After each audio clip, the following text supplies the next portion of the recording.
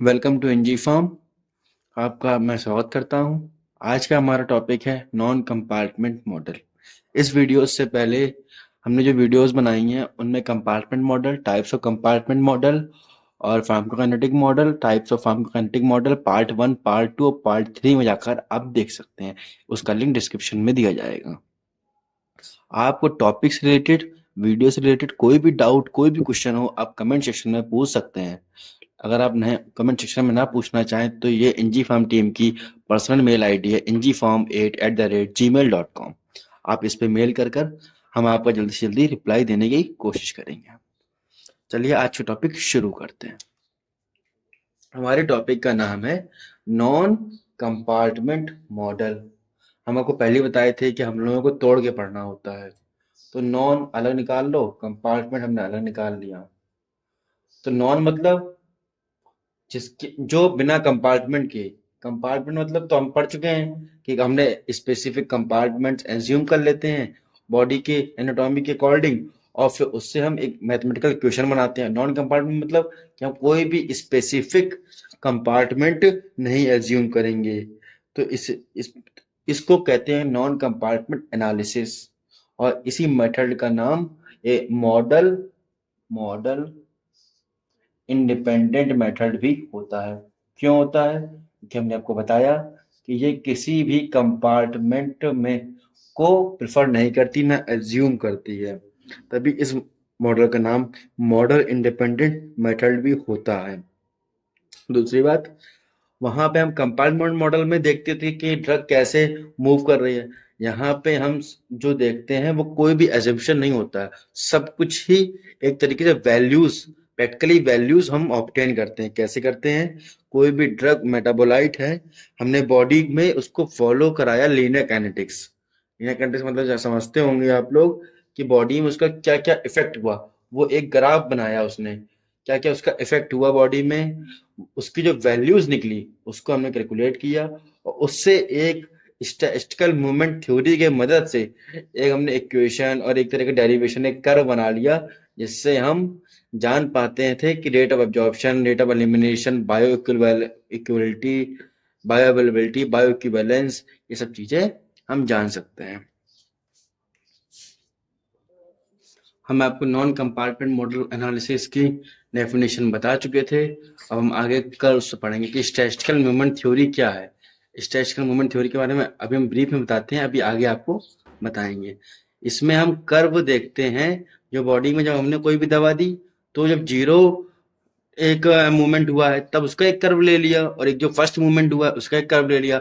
उसके कंपैरिजन से हम इसके इक्वेशंस बनाते हैं और इसकी वैल्यूज निकालते हैं। चलिए देखिए, इसमें हमने दो कर्व लिए हैं, एयूसी और AUMC plots. Area under curve, zero movement. ये कर्व जीरो मूवमेंट पे, ये वाला जो है जीरो मूवमेंट पे। एयूएमसी प्लॉट्स मतलब जो कर्व फर्स्ट मूवमेंट के बाद हुआ है, ये देख पा रहे हैं आप। ये टाइम है, ये कंसंट्रेशन है। देखें यहाँ पे, देख पा रहे हैं आप? नहीं देख देख पा रहे हैं? ठीक है। हमारे दोनों कर्व निकल गए। अब हम मेन कर्व कैसे निकालेंगे? मेन कर्व का ये फॉर्मूला होता है M R T equal to A U M C upon A U C. M R T मतलब क्या होता है? Mean residence time. मतलब दोनों तो दिया है, दोनों का मीन निकालना है, तो मीन रेसिडेंस टाइम्स मतलब वो टाइम जो ड्रग पूरी बॉडी में कितना स्पेंड हुई एलिमिनेशन के बिफोर, उसे कहते हैं M R T. Under area under curve the zero movement curve, area under zero movement curve. जब बॉडी में कोई मूवमेंट नहीं हुआ है ड्रग का, तो क्या कर्व बना है? तो ये एयूसी उसको शो करता है। एयूएमसी जब फर्स्ट मूवमेंट हो गया है तो कितनी कंसंट्रेशन कितने टाइम में स्पेंड हुई है, ये उसको शो करता है। देख पा रहे हैं आप? इनमें इतना इतना इतना का डिफरेंस है। ठीक है। अब देखिए कंसंट्रेशन वन हमने यहाँ से चेक किया, कंसंट्रेशन जब यहाँ से खत्म होना, डिक्रीज होना शुरू हुई तो हमने यहाँ से चेक किया। ये C1 थी कंसंट्रेशन वन, ये यहाँ T1, C2 T2, C3 T3 और ये आखिरी में T4। तो इधर हम इसमें को कैसे निकालते हैं? स्ट्रेचबल मूवमेंट थ्योरी में हम कैसे निकालते हैं? वर्टिकल लाइंस में डिवाइड कर लेते हैं हम एरिया को, और उससे यूसी निकाल लेते हैं। और ट्रेपेजॉइडल रूल जो होता है वो देखिए कैसे होता है। एयूसी हमने माना तो T2 minus T1, T2 minus T1, C1 plus C2, ये इन दोनों का ऐड और इन दोनों को माइनस को जो टाइम निकलेगा उनको मल्टीप्लाई 2 से डिवाइड कर देंगे तो हमारा इधर ये इस कॉलम का यूज निकल जाएगा। ये जो कॉलम है ये यहाँ तक की। अब इस कॉलम को कैसे निकालेंगे? इस कॉलम में T4 और T3, तो T4 माइनस T3, और एक कंसिडरेशन दो कंसिडरेशन तो है नहीं, यहाँ पे तो जीरो हो जाएगी। C3 मल्टीप्लाइड बाई और फिर देन 2, तो हमारा ये कॉलम का AUC इसका निकल जाएगा। उम्मीद है आपको समझ में आ रहा होगा। अब हम ग्राफ देख चुके थे, अब हमको वैल्यूज निकालनी है। ठीक है, तो ग्राफ हम जब प्लॉट कर चुके हैं तो उसके बाद हम किसकी वैल्यू निकालेंगे? प्लाज्मा ड्रग कंसंट्रेशन और टाइम की। प्लाज्मा ड्रग कंसंट्रेशन और टाइम की किसके वर्सेस में निकालेंगे? टाइम क्या है मतलब भाई? 0 टू इन्फिनिटी। किसमें? जो हमारा कोई मूवमेंट नहीं है। देखिए ए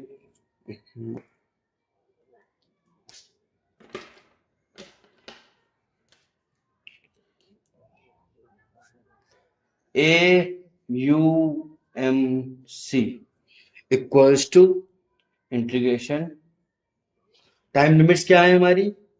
0 टू इंफिनिटी। किससे मल्टीप्लाई होगा? कंसंट्रेशन और टाइम से टी डी टी। ये हमारी हो गई AUMC की वैल्यू। अब AUC की वैल्यू क्या होगी? AUC की वैल्यू में देखिए, इसमें 0 टू इन्फिनिटी लिमिट्स लगाई है हमने, और टाइम वर्सेस टाइम है, क्योंकि इसमें एक मोमेंट हो चुका था, तो वो टाइम 0 से लेके जो टाइम हमारा वो रहा वो टाइम टू टाइम वर्सेस है, इसलिए इसमें TDT है। और यही अगर हम AUC में देखें जिसमें 0 मोमेंट कर्व है, तो इसकी लिमिट्स हमने लगा दी इन्फिनिटी और 0। CT नहीं आएगा, सिर्फ DT आएगा। ये दो वैल्यू निकलेंगी। इन दोनों वैल्यू को हम ट्रेपेजॉइडल रूल से निकाल सकते हैं। ये मैंने आपको पहले बताया ही है, और इनके दोनों के रिस्पेक्टिव ग्राफ दिए गए हैं। रूल से कैसे निकाल सकते हैं? सीरीज में हम उनके वर्टिकल पोर्शन काट लेते हैं और उनमें एक एरिया मान लेते हैं। वो एरिया की मदद से हमने आपको फॉर्मूले बताए थे कैसे बनाते हैं, उससे हम इसकी वैल्यूज निकाल सकते हैं। जो वैल्यू निकलेगी आप यहाँ पुट कर देंगे, इसकी इनकी वैल्यू निकल आएगी। अब आगे हम पढ़ेंगे।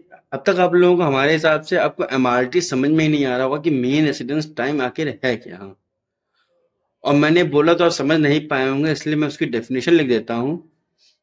देखिएगा, MRT is the average amount of time a drug spends a drug spends in the body before being eliminated। Body में कितना ड्रग कितने टाइम में कितना ड्रग स्पेंड हो गया एलिमिनेशन से पहले, उस टाइम को हम MRT कहते हैं। इसको हम एक तरीके से टी हाफ भी मान सकते हैं। स्टैटिस्टिकली इसको हम टी हाफ भी मान सकते हैं। दूसरी बात, प्रैक्टिकली MRT डिफाइन करती है जो एलिमिनेशन है आईवी बोलस का। एलिमिनेशन है जो आईवी बोलस का, वो है 63.2% का। इसकी वैल्यूज अधिकतर हाई होती हैं। आप किसी भी रूट में ड्रग दीजिए, आप किसी भी मेथड उसमें डोसेस फॉर्म में ड्रग दीजिए अदर देन आईवी बोलस, इसकी वैल्यूज हाई रहेंगी। दूसरी बात, अब नॉन कंपार्टमेंट मॉडल का यूज क्या है, चलिए देख लेते हैं। नॉन कंपार्टमेंट मॉडल यूज किया जाता है बहुत सारे इंपॉर्टेंट फार्माकोकाइनेटिक फैक्टर्स को जानने के लिए। कौन कौन से फैक्टर्स यूज टू एनालाइज? कौन कौन से फैक्टर्स होते हैं? सबसे पहला फैक्टर है बायो अवेलेबिलिटी। दूसरा है हाफ लाइफ। तीसरा है हमारा clearance. apparent volume of distribution apparent volume of distribution, और साथ ही साथ हम उनको भी जानने की कोशिश करते हैं, जैसे कि rate of absorption, rate of absorption, absorption, first order absorption rate constant of the drug, absorption rate constant of the drug।